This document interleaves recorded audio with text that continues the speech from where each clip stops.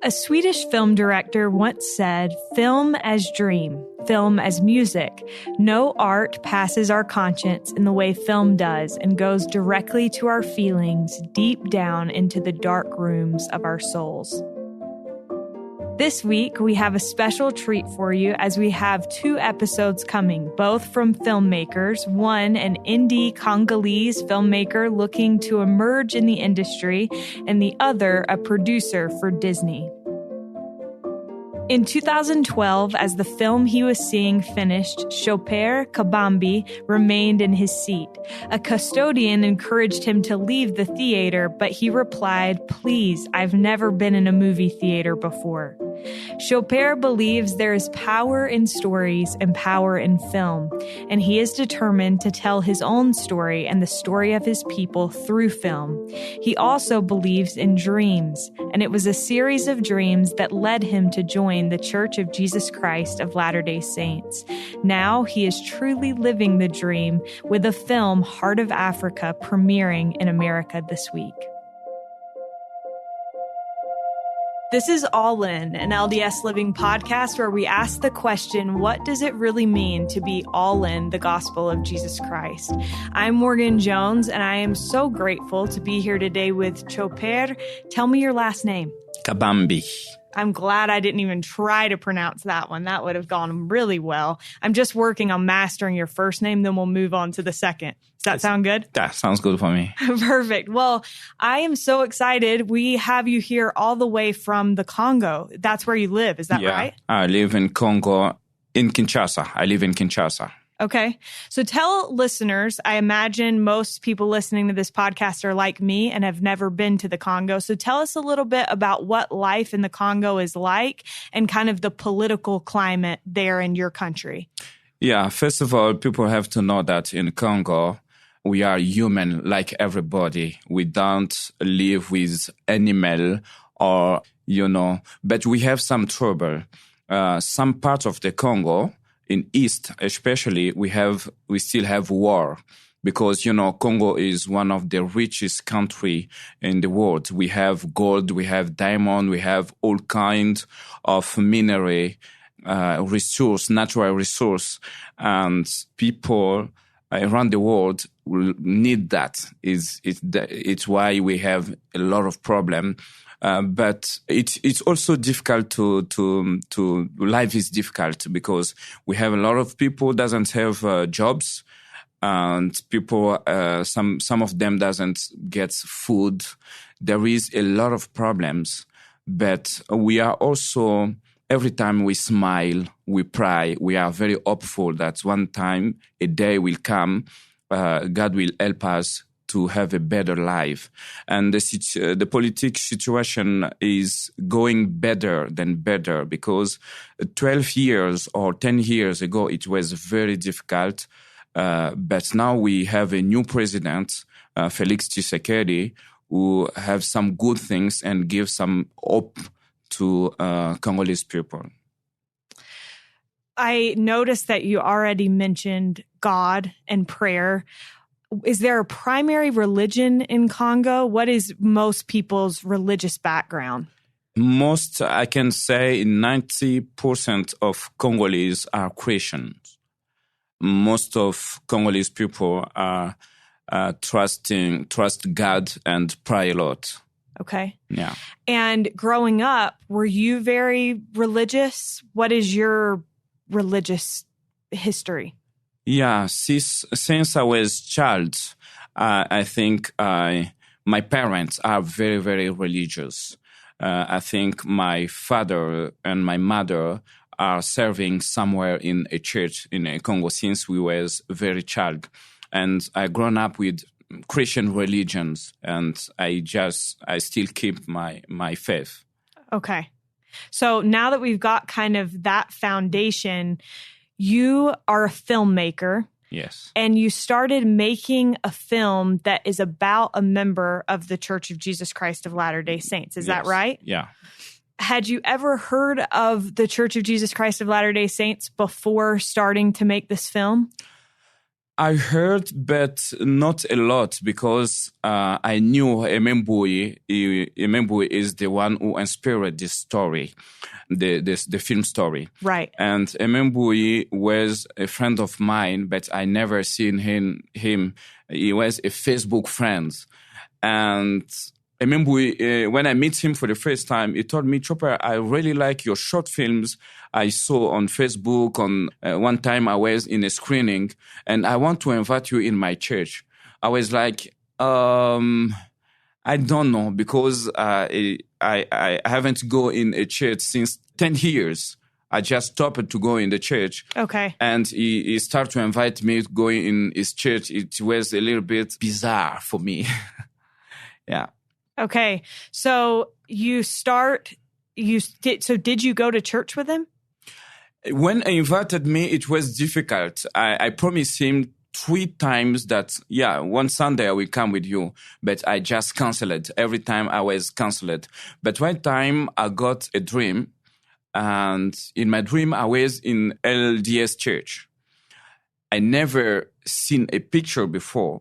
I never imagined what it looked like, but I just decided, I told my wife, today I got a dream that I was in an LDS church. I never seen that before, but let's go. If we saw if we found what I saw in my dream, we will keep going there. Let's try. And she was, what did you see? I told her, I see we was in the church, everything was calm, was good, and there was a mansion. In my dream, I saw Jesus Christ is the way, the life, and the truth, something like that. And some mentions, I tell her, if we saw that, we will stay in the church. And she said, yes, good.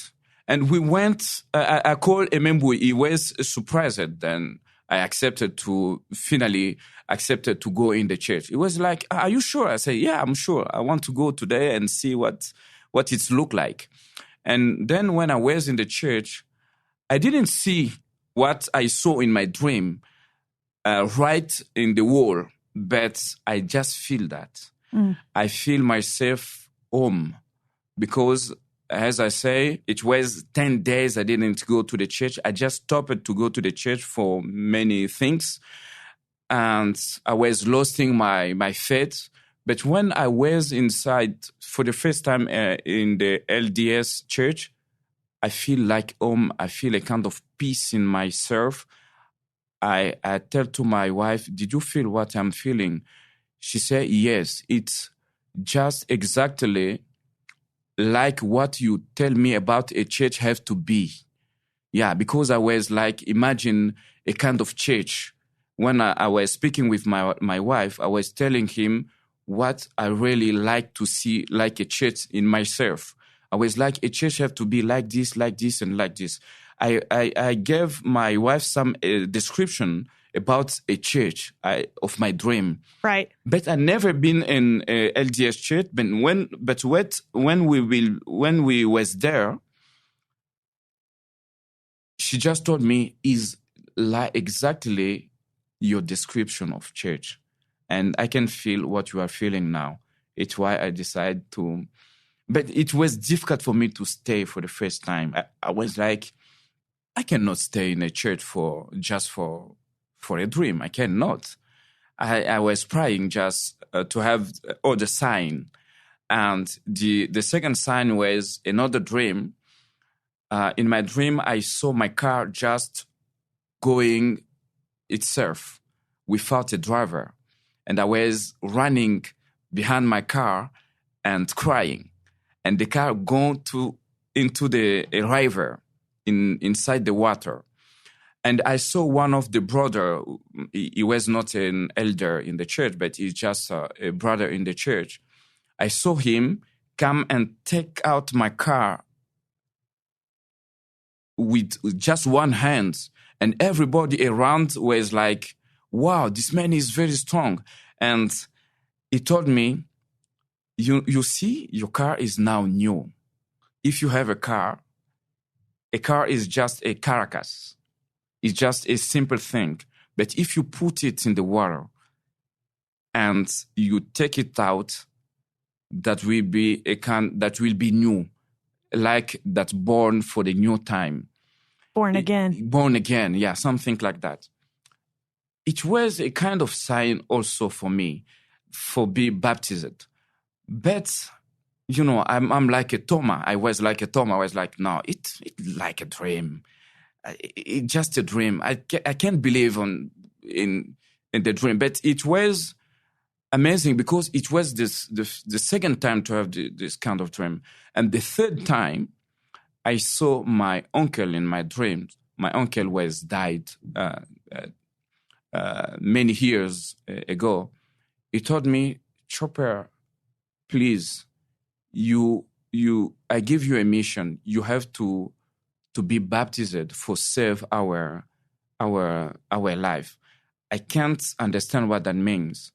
And I go to one of the brother to ask him what this dream means. And he called some elders, and they explained me that if you are baptized, you can be baptized for your ancestor. And that means a lot of things for me. It's why I decided to stay in the church. That is amazing. Have you always been a dreamer? I don't know exactly, but if I have some dreams, and I think dreams always have sense and give us sometimes a way to follow. And since I was a child, even my mother and my father was asking me a lot what was my dream, because they got some direction on my dream. I think since I was since I was child, God sent my family and me some message in the dreams.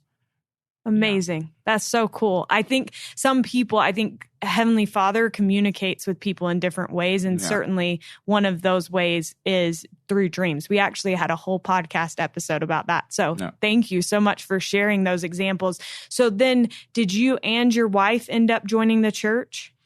Yeah, we still have problem with my wife's family. And my wife also joined the church, but we still have problem with her family, because it's not easy to just become Mormon in my country, because people doesn't really know what is about. People in my country are afraid to get used to some good or new things. And I know that church came in Africa for a long time, but in my country, even for my case, we just discovering 2 years or 3 years ago. Okay. So you have kids as well? I have 2 kids. Okay. How old are they? 5 and 2. Wow, that's awesome. Yeah. So tell us a little bit, if the church is like relatively new in the Congo, what is it like to be a member of the church in the Congo?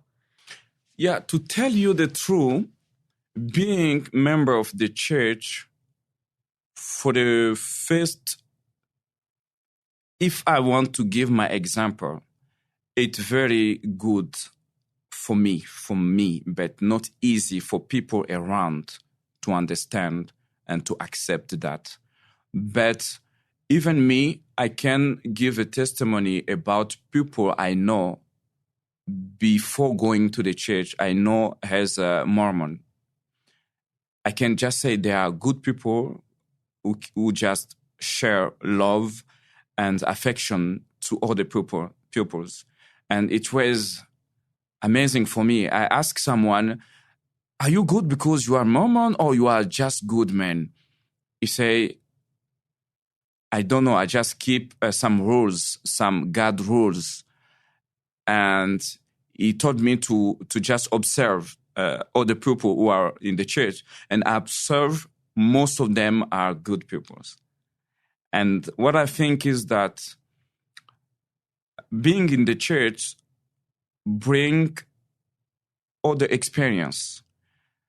What I like the most in the church is that there is some good teachings, and I like testimony that help a lot to have faith. And I told you about my experience. I just feel more love from people, and I feel I have more love to give to the pupils. And yes, some very, very good things happen. Good. Glad to hear that. You are a filmmaker. Yes. And I understand that that is pretty unusual in the Congo. I mean, it's unusual here in America. But I was told that this film that you've made, Heart of Africa, that it is essentially like Once Upon a Time in Hollywood here, which is this, box office hit film, and that people paid $50 a ticket there in the Congo to attend the premiere. Yes. So this is a big deal for your country. What does it mean to you to have this opportunity, and what does this film mean for the Congo? This film and what we are trying to do now means a lot for Congolese people and for the Congo. I can say for all Africa, because, most of the film who are made in Africa are made by European people or American people or other peoples. But it was important to have someone from Congo making this film. And it's a kind of rebirth of the cinema in my country. Cinema can bring dreams to people, can bring imagination. Cinema can teach people a lot. That can also help to share love, to share affection, and to share very good things. And for me, I feel that like I'm very, very blessed to be one of the people who start this movement. That means a lot for us. That you cannot imagine how people in my country are very, very happy for this film. You cannot imagine how now we can have young people who can trust to themselves, who can trust, who can dream again, because at the past young people were lost faith before, because in my country we don't have movie industry. We don't have schools for learn how to make movies. We don't have distribution systems in my country. We don't have TV. We can produce some films, and some young just making some short film. Even me, we were making some short film, but it was for going nowhere. And have a film who can be released in United States, which is the most biggest film country in the world, have the first Congolese film be released here means a lot of things for me and for some of my filmmakers friends and from all my country. You mentioned that this gives other kids something kind of to inspire them, to allow them to dream. Yes. Have you always loved film and wanted to do something like this, or how did you get inspired to do filmmaking? I think my inspiration from very far away when I was child. When I was child, because I'm from a very poor family, we wasn't able to have a TV at home. And most of my friends just came to tell me story about film they seen in TV. And I was, how can I see a film in a TV one day? I was like 10 years old or 11, but never see a film in a TV. Remember, we doesn't have cinema in my country. And it was like, I wanted a lot to watch a TV, to watch a film in a TV. I think my needed to want to watch a TV give me also imagination to be a filmmaker. But I don't knew that at the past. But when I finished my elementary and my primary school, I went to tell my father that, Dad, I would like to be a filmmaker. And I was afraid because, my father, he gave everything to send us in school. And he was expecting for us to be doctors or, to do all the schools. And I was afraid that he said no. But I was surprised that my father told me, "Are you sure you want to be a filmmaker?" I said, "Yes." My father told me, "I think you are in the good, Path. good way." Yeah. He told me, "I think you are in the good way." I said to him, "What do you mean by that?" He told me, my dream was to be a filmmaker, but I never have a chance. If you think that you have a chance to be a filmmaker, that means you are in the good way. And you have my benediction. You have my bless. But it was a challenge. My mother say, Tshoper, we don't have money to send you in Europe or in America to study how to make movies. In our country, we doesn't have people who make movies. We doesn't have movie schools. There is nothing, even theaters. We doesn't have all of that. How can you be a filmmaker? I thought to my mother, maybe I have to do some drama school and that will teach me how to make movies. And I will study how to make movies in YouTube, in internet or something like that. And I start my first level university. And I met a teacher. I told him, "Teacher, why not teach us how to make movies? Because you was in Belgium. You also studied how to make movies. Can you teach us how to make movies?" He told me it's a little bit difficult because, the head of the university, they have to decide. And it's difficult. The next day, I bring I bring our TV with a VHS tape. I bring that. I say, "Teacher, you just have to bring some VHS and we will watch TV and talk about." That can be a start of film study in this university. And I'm very happy because the university start teaching film that year. All because of you. That year. Yeah, because of me. I just pushed them to teach people to make movies. And before go far with that teaching, with that story, I just took my friends and I told them, we just start to learn how to make movies. Why not start making movies? And they were like, "Tshoper, you don't know how to write scripts. You don't know how to film. Nobody have a camera." I told them we will rent a camera and make movies. And we make our first movies. The first day we were arrested. And they keep me for 4 days in the jail without telling my family where I am. It was very difficult.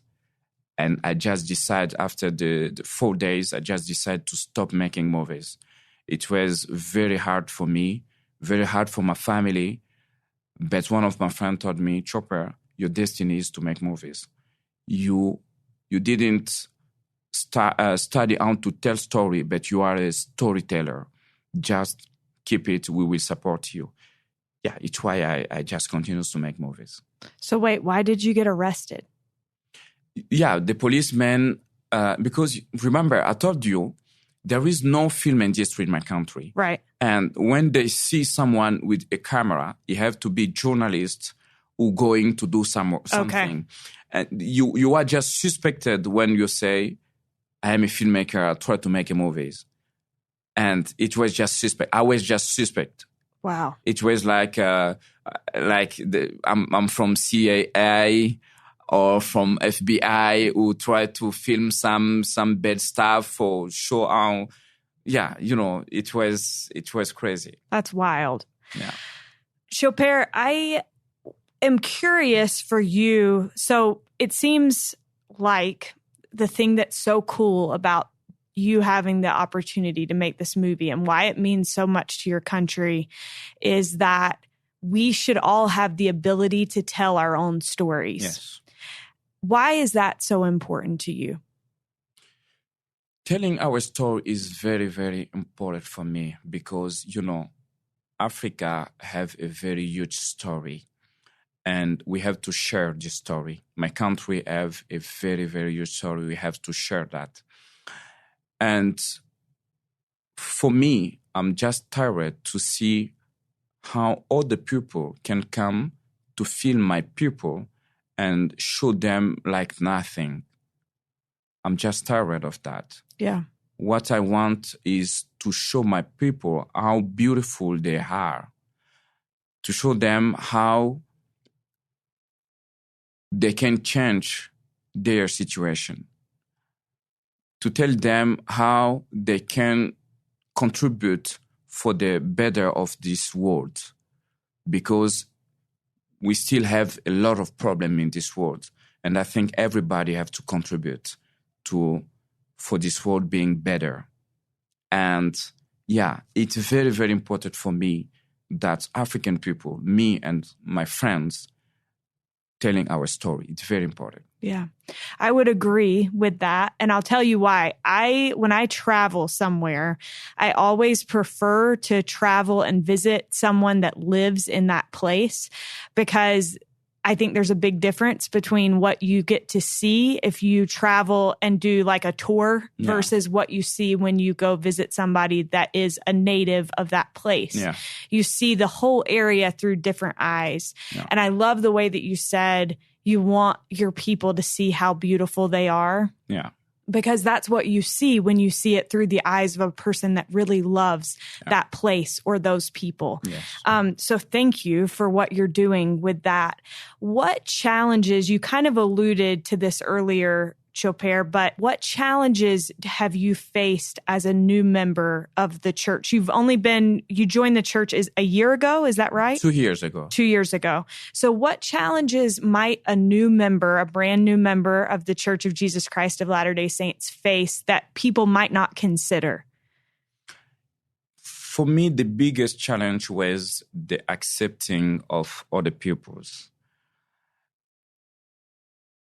Yeah. The big challenge is that other peoples who doesn't know anything about the church, who just have some imaginations, bad imagination of the church, who doesn't know other members of the church, they are like, you don't have to pray there, Tshoper. You don't know these people. It's an American church. And yeah, it's not our culture. I think that was the big challenge for me. And why would you say that you're grateful that you are a member of the church? I'm just grateful, first of all, because all members of the church I know, even in my country, are very good people who just try to share love, and they help me to keep in the straight way. I think if we want to go far, we have to be with people who are good. And I think I'm very grateful because now, even in Congo or in America or everywhere else, I can be with people who just love all the peoples. And the most important for me, the most important, what I discover in the church is that church member doesn't just love church members. They love everybody, and they try to share this love and to be an example for what someone can do. I don't know if you understand. Yeah, they see people's potential. Yes. They recognize the good in other people. Right. They trust the people, other peoples, even they are not from the church. Yeah. Hopefully that's how we are. Yeah. I feel like sometimes we fall a little bit short, but I'm glad that that has been your experience. Before we wrap up, I just have one last question for you. And that is, what does it mean to you to be all in the gospel of Jesus Christ? Yeah, that means a lot. That means a lot. That means I can, I'm not from America. You cannot imagine how many problems we have and we still have in my country. If I can be someone who can share. As a filmmaker, I have some influence. Many young people can trust me and can listen to me, and many people will watch my films. And being in gospel, I can just share some good experience and some good things in my film. And yeah, I can change a lot of people's. That's why I am very grateful.